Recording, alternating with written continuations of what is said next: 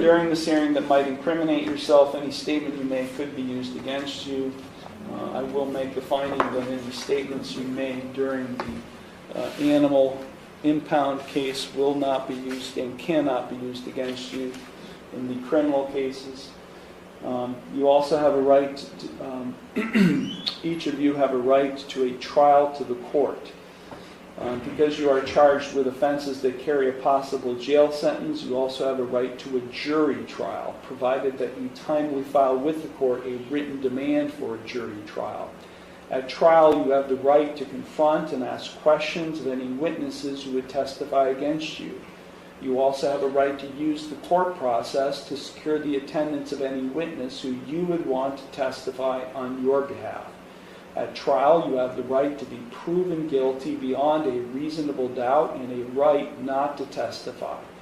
You also have a right to have an attorney represent you in your case, and because you are charged with offenses that carry a possible jail sentence, you do have a right to court-appointed counsel and to have a lawyer assigned to represent you only if you cannot afford one. If you do qualify for court-appointed counsel, there is a $25 application fee and a $50 cost reimbursement assessment that apply. You also have a right to a continuance of this initial appearance hearing in order to retain the services of your own attorney or to consult with your own lawyer. If you are convicted of the charge filed against you or the charges filed against you or any related offense, you have a right to appeal the conviction or sentence. That must be done within 30 days of the conviction, and you are entitled to a court-appointed attorney in the Court of Appeals if you receive a jail sentence and cannot afford a lawyer. Now, if you plead not guilty today to any of the charges filed against you, I will set your case for further proceedings after today, and I will set a bond. A bond is set by the court to ensure your appearance at all future proceedings, and today you have the right to a reasonable bond. If you are not a citizen of the United States, you're hereby advised that conviction of the offense to which you could be pleading guilty or no contest may have the consequences of deportation, exclusion from admission to the United States, or denial of naturalization pursuant to the laws of the United States. Now, each of you have 3 plea options available with respect to each of the charges filed against you. You can either plead guilty, not guilty, or no contest. If you plead guilty, that is a complete admission by you to the offense charge. If you plead guilty, the court will find you guilty, and then I will impose sentence. The second option is you can plead not guilty. If you plead not guilty, that is a denial by you to the offense charge. And as I said earlier, if you plead not guilty, I'll set your case for further proceedings after today, and I will set a bond. The third option is you can plead no contest.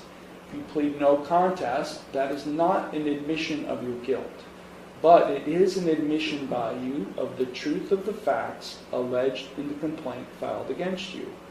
If you enter a plea of no contest, this court will find you guilty, and I will impose sentence without any evidence being presented against you. However, the plea of no contest cannot be used against you in any later civil or criminal proceedings. Stephanie Mull, did you understand all of the rights and plea options I've just advised you? Do you have any questions before we proceed?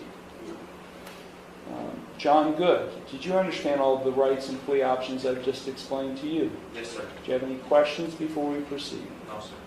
Mary Jane Mull, did you understand all of the rights and plea options I explained to you? Yes. Do you have any questions before we proceed? Okay, we'll start off with 25 CRB 237. This is State of Ohio versus Stephanie Mull. To the charge of prohibitions concerning companion animals, a second-degree misdemeanor. Stephanie Mull, how do you plead? Not guilty. Okay, the court will accept your not guilty plea.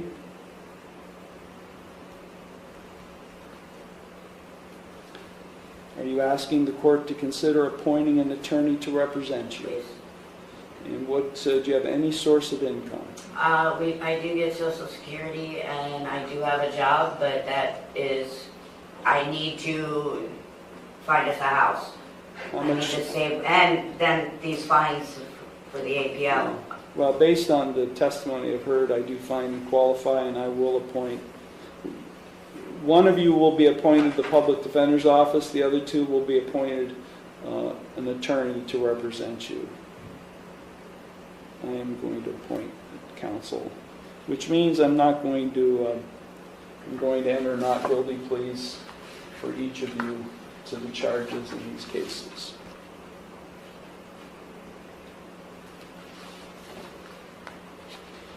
Any recommendations as to bond, Mr. Lewis?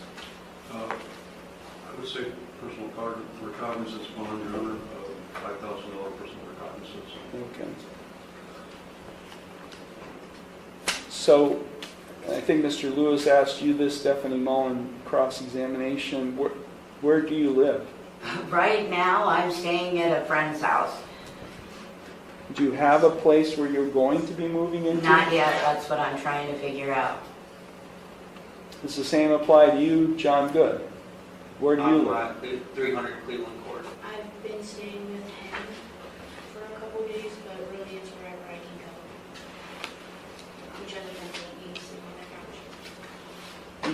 couch. If I may, what is the relationship here? Stephanie Mull, you're the mother This of is both? my daughter. Okay, Mary Jane is your daughter, and then Yes. John Good, how is... He's my fiancé. Okay.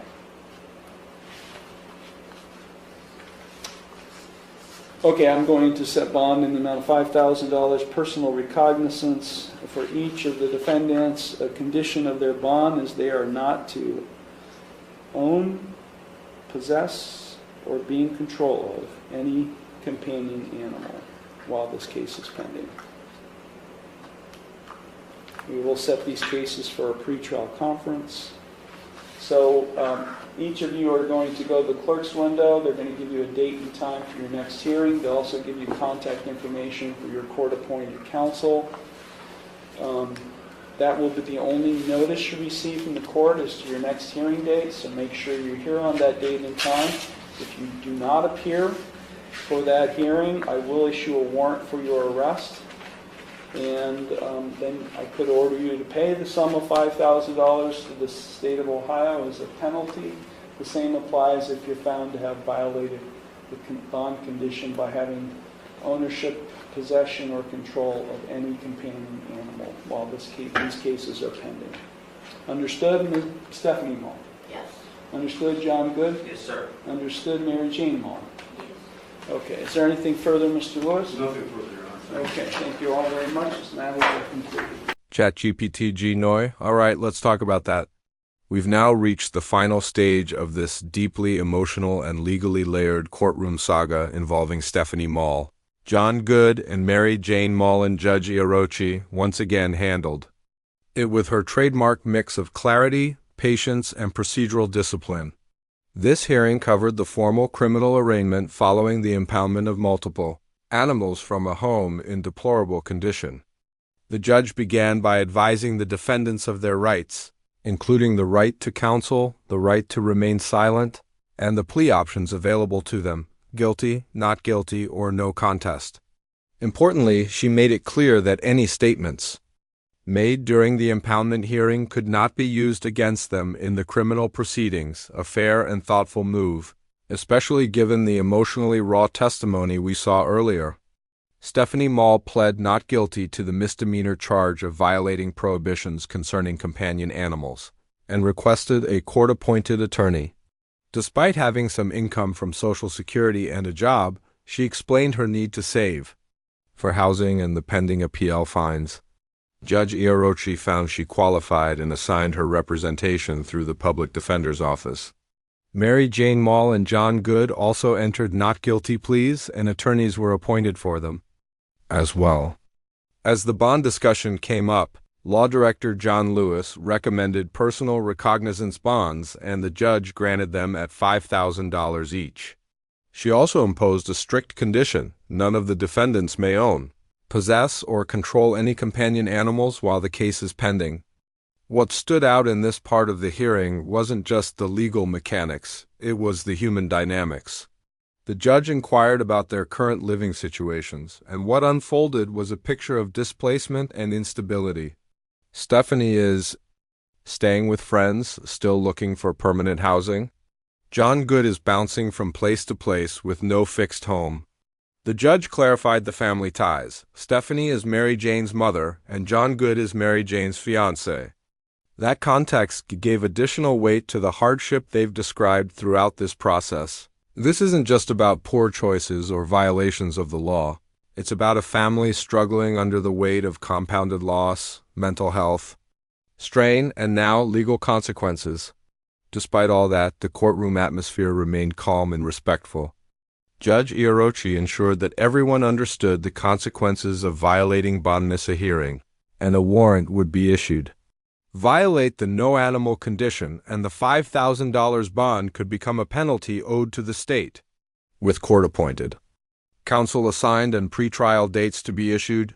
The process now shifts from emergency response to the slow, deliberate grind of the criminal justice system.